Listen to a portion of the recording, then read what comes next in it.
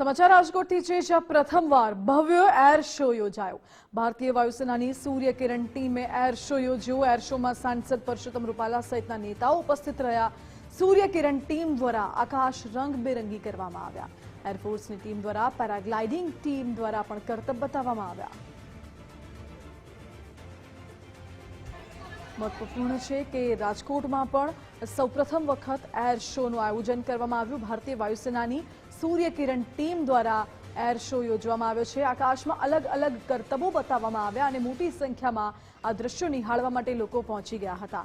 આ એર શોનો મુખ્ય ઉદ્દેશ્ય એ છે કે યુવાનો વધુમાં વધુ ઇન્ડિયન એરફોર્સમાં સશસ્ત્ર દળોમાં જોડાય, તેમને પ્રેરિત કરવામાં આવે તે ઉદ્દેશ્યથી આ ઇન્ડિયન એરફોર્સ દ્વારા આ એર શોનું આયોજન કરવામાં આવ્યું છે।